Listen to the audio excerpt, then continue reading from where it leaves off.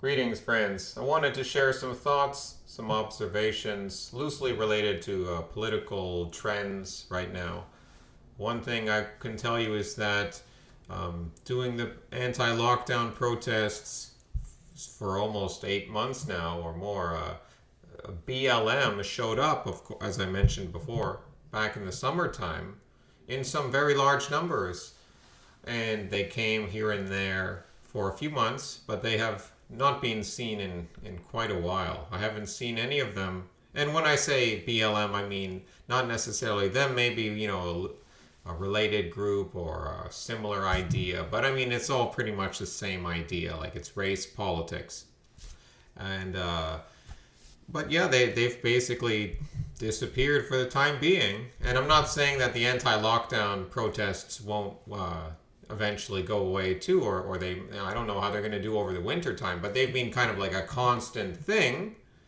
Whether smaller or larger, there's been a constant presence there. But the BLM thing was just very, very temporary. Now, I'm not saying they'll come back again in the future, but they're brought out by their handlers at certain times to influence other events, whether it's to influence an election, but it goes beyond that. I mean, to help dismantle more institutions. And the idea of defund the police is a silly idea, but the idea of back the blue is also a silly idea, which was back the blue was sort of the response, but they're contained within the same paradigm. And but defund the police, it's like just on its face. I mean, I don't need to say too much about this, but like, how do you expect to live without someone enforcing the law? Humans are naturally, some of us are gonna, well, when I say naturally, whether you're an evolutionist or you believe in God, we would say that, humans have fallen and that causes us to do bad things. But anyways, there's gonna be violence, and who's gonna fill the gap to protect you? Are you gonna get a gun and do it, or is it militia gonna do it, depending on where you live? I don't see that happening here.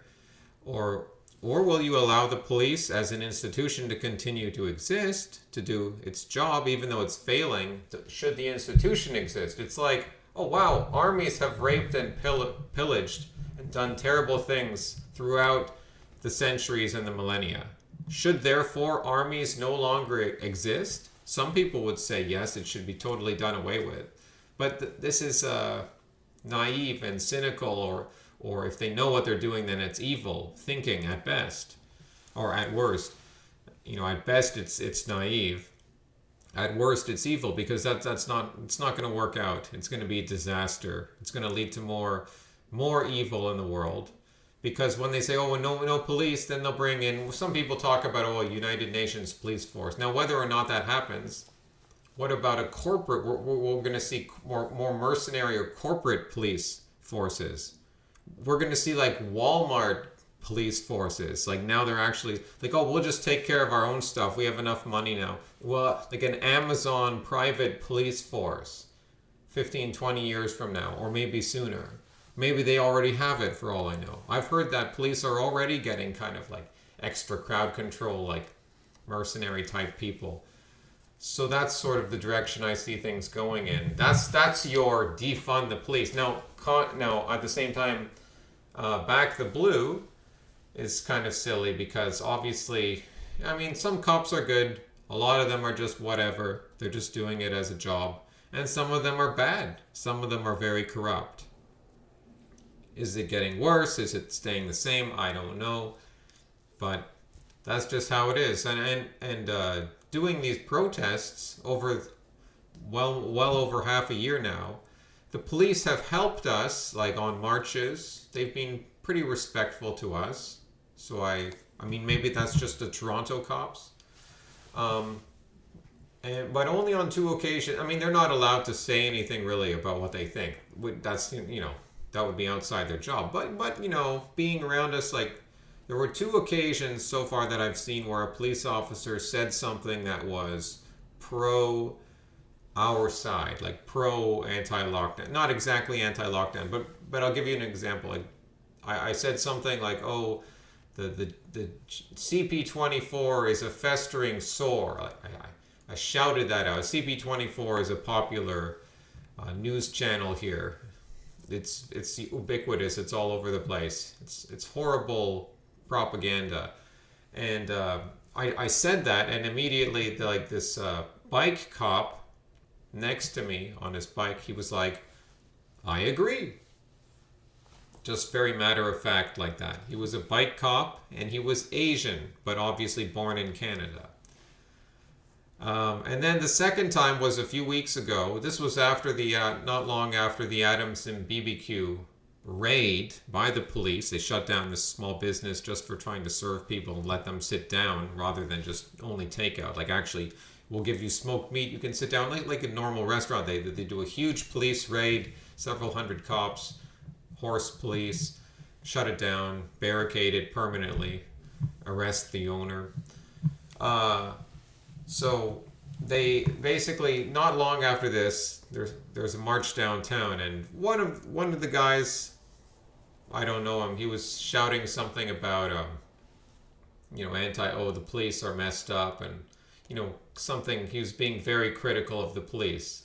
And you're allowed to do that, that's fine, but I'm just saying, like, that's what the context was. And one of the it's always a bike cop because they're the ones who follow the marches.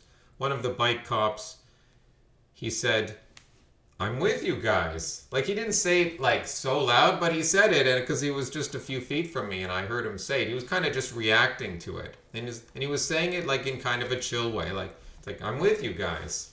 And you know what? This guy was also Asian. So what's going on here? Like, I'm not making this up. That's true. The only 2 times in the last 8 months that a police officer has explicitly said something, either agreeing with me or even being like, "I'm with you guys." I mean, there haven't been too many cases, but those 2 cases, both times it was an Asian guy and on a bike. So, you can give them respect. You gotta have a certain level of fitness, Not nothing too much, but you gotta be, that's just how they are.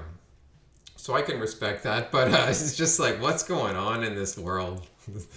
It's like things are not what you expect. And you know what's another thing that you wouldn't expect? Sometimes, like, I've characterized the big city as basically Babylon, and then there's this current trend in thinking, or maybe it's maybe it's an eternal thing that they always say, like, the salt of the earth, the good people, the real people, they are outside the big city. They're out there. They're in the smaller towns. They're in the hamlets. They're on the homesteads out there doing their own thing. Those are the real people. They're outside the system. They're outside this big machine. Well, turns out that's not necessarily true. Why should I say that? Well, just 2 cases come to mind. The small town of I think they pronounce it Elmer, Ontario. It's not. They spell it like with an A and then. But anyways, Elmer, Ontario, in southern Ontario, they had some anti-lockdown protests there. That's where the Church of God is. Pastor Henry Hildebrandt, I believe his name is. He's been a popular speaker at some of the protests in Toronto and elsewhere in the province. And so I guess there was a small lockdown of that town based on the decision of that town's mayor. And so they were, with the help of the organization of the Church of God, which I guess is just like a Protestant kind of Mennonite or Amish sort of thing. I'm not exactly sure, but kind of like a Protestant sect, I guess. With their help, they organized this protest event, and I didn't go to it, but from what I heard, there were a lot of people in the town that weren't too happy about that. Like, noticeably, like, you're always going to get those people, but it's like noticeably a lot of people coming out. Like, I think there were people from the Legion, not World War II vets, but Legion members, like, veterans or whatever.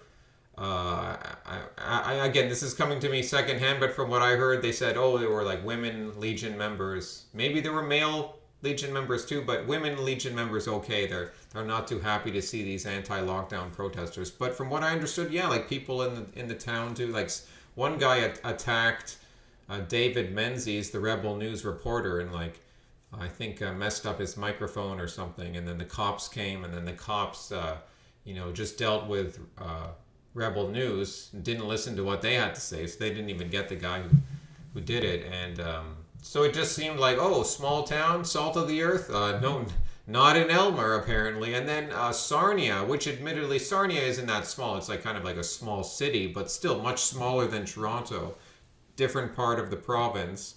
I had a friend who went there recently, I think just like less than a few days ago, to see what would the anti-lockdown protest be like in Sarnia, Ontario. And I think he said it was like 25 or 30 people. I could be mistaken about that, but from what he said, he's been at a lot of the Toronto protests. From what he said in Sarnia, it was like pretty bleak, pretty depressing prospects, and just like there's no one awake at all in that town. I know I'm using the idea that the left uses, like, oh, you have to be woke. That's not necessarily what I mean. But awake in the sense of awake that, oh, you can't trust the media. Don't trust what the government is saying about the narrative about the virus and all the stuff they're trying to change society so quickly like this. That's what I mean. But based on what I'm hearing, it's like, okay, you can go to these small towns, you can get out of the big city. I still think generally that's a safer idea when we're looking at a world filled with riots and everything. But let's just say that, the people that really want to fight against this evil, it's not clear where you're going to find them. You'll find them all around. You find them in different places. Some of them you'll find in the big city. Some of them you find in the suburbs. Some of them you'll find wherever.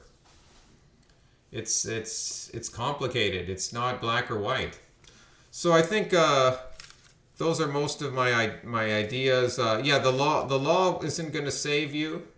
The U.S. Constitution isn't going to save you. And if you're in Canada, the Canadian Charter of Rights and Freedoms isn't going to save us. I mean, it can help us. The law can help us. They call it lawfare because you have to sue people and it takes money, it takes years. So it's a form of like non-physically violent warfare called lawfare. But it's ridiculous.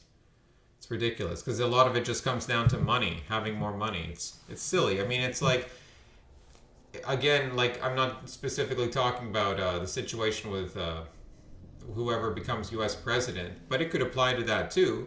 But I mean, just in terms of like all these lawsuits against governments, against different provincial governments, federal governments, for all the things that have happened in 2020.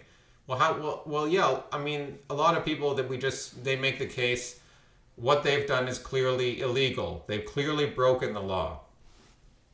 And my response is, well, yeah. That's obvious, but what does that matter when the people in office, when the judges and the people in power who are going to like decide these important issues, whether it's lawsuits in Canada, whether it's the U.S. Supreme Court deciding whether Trump gets whatever re-election or whether he gets a recount or whatever it is he's looking for to help him stay in power, whether they decide that or not, or whether state legislature or state judges decide something like that. A lot of it just depends on the people themselves, and so you can't always just put all your hopes in the legal system. It's something that you can rely on. It's something not rely on, but it's something you can use when you can use it. But don't expect it to save you alone. What's going to save us? I don't know. That's something a lot more, but beyond the scope of this video. Hasta luego, amigos.